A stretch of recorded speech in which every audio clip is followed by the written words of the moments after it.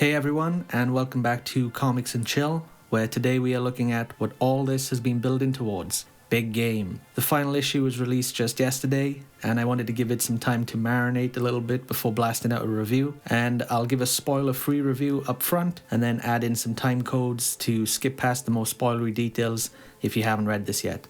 So, let's dive right in. Now, there's not a lot I can say about this book's story in detail without getting into too many spoilers, especially if you've not read Nemesis Reloaded, but I will say that this book is an absolute magic trick. It should not work as well as it does, but Millar and Larraz absolutely smashed this one. Every franchise in the Millar universe is included, and very few of those inclusions are just fan service. A huge amount of characters are directly involved in the events of this story, and Millar is writing them all better than he ever has. And Larraz is an absolute beast when it comes to tying all this together visually. Not only is he an incredible storyteller, but his style is slick, yet it crackles with energy. I feel like I can hear this guy's artwork, the sound effects, and even a score playing behind some of the more epic scenes. He makes it look effortless and manages to capture the essence of every character perfectly as those who drew them before him. Now, the other reason I describe this book as a magic trick is because of how well paced it is. At just 5 issues and 133 interior pages that covers 20 different franchises,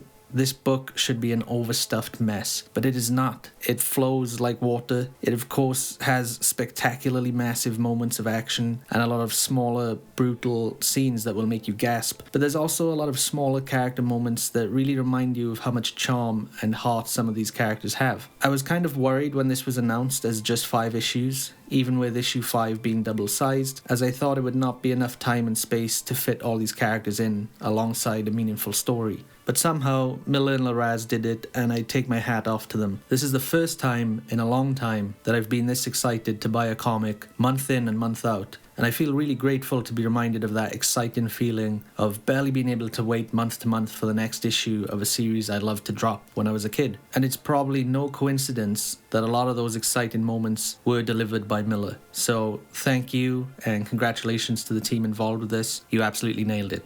So moving on to the story. Now I've got some small spoilers here, very small, but I have to say them to give the premise of the series. Skip to this time code if you want to avoid them. So what is the story of Big Game? It's massive is what it is. It's pretty much every character and franchise in the Millar universe going up against Nemesis and a gang of super baddies that he is being backed by, which is Wesley Gibson and the Fraternity from Wanted, the very first Millar series.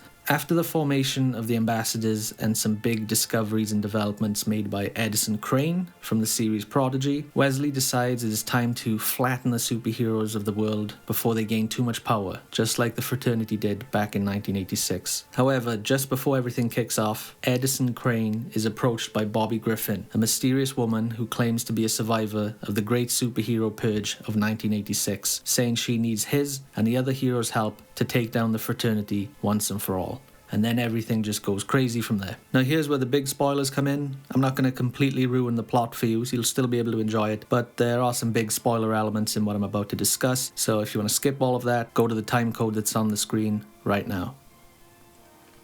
So you're seeing characters from everywhere across the Millar universe. I can't touch on all of them here, it would take too long, but a lot have substantial roles in the story, and a big chunk of the story involves, to my complete surprise, the world and characters of Empress.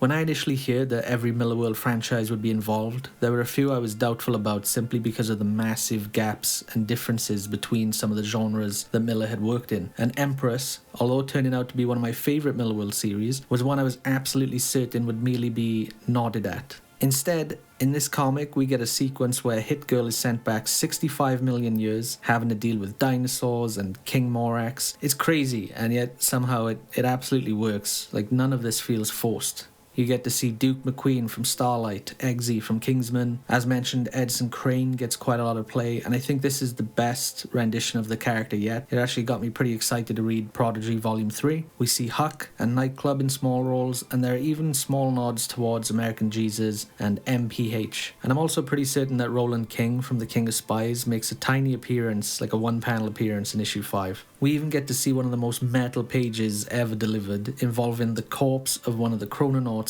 being used as a time machine. It's absolutely crazy. There's a ton more characters involved, but if I had to pick the main characters, it's probably a split between Hit Girl and this new character Bobby Griffin. However, Kick-Ass gets a major play too in a way I really enjoyed. I loved how Millar paid off that character in the series.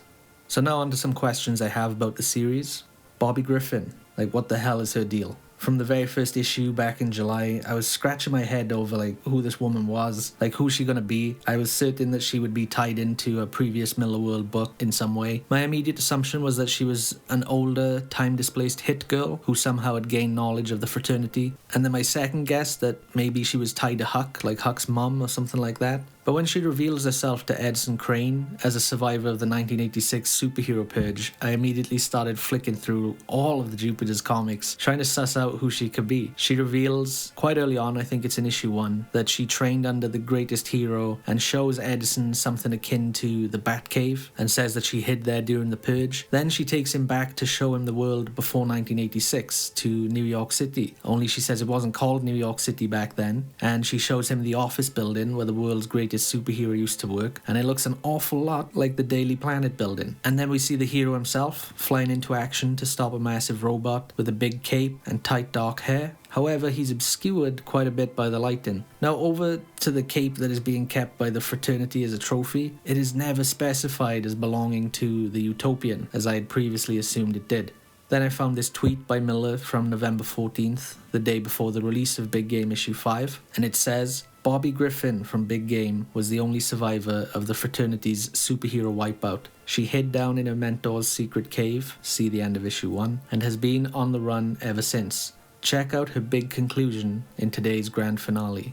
And he tweeted this along with a picture of Yvonne Craig, who portrayed Barbara Gordon, aka Batgirl, in the 1966 Batman TV series. And in that show, Barbara also worked as a librarian, a job that a character sharing her initials, BG, Bobby Griffin takes up at the end of Big Game issue 5. She becomes a librarian, or she's been working as a librarian this whole time. It had always been my assumption that all of the characters from the Jupiter's Legacy franchise had once been real in the Miller World universe and were wiped out by the fraternity and recreated as media franchises to placate the masses. But I don't think this has ever been specified either. Maybe they were just original creations of comic creators in the Miller World universe, inspired by vague, foggy memories of the real heroes that once existed in their world. Heroes I feel are actually Superman, Batman, Wonder Woman and company. Now, for obvious reasons, Millar can only nod at this and can't name specifics, but I don't know, what do you think? Am I piecing this together, or have I missed something huge? Do you recognize Bobby Griffin from a previous Miller World book? If I'm completely wrong about this, let me know down in the comments. The opening scene of Big Game issue 1 seems to take place on the Watchtower. There's a mention of a teammate with a magic ring. And, who the hell is this guy that they're torturing at the beginning of the comic? I know that legally these can't be those characters, but I do think that they are meant to be more direct analogues of those characters and not the characters from the Jupiter's Legacy franchise. I also feel this may be supported by the Utopian not having any major play in this series. I think if that really were his cape in the trophy room, he and Wesley would have had some face-to-face, which I was definitely expecting for issue 5 of Big Game. Anyway, it's just something I had fun thinking of when it became clear to me that Bobby Griffin was not a character that we had previously seen before in the Miller World universe.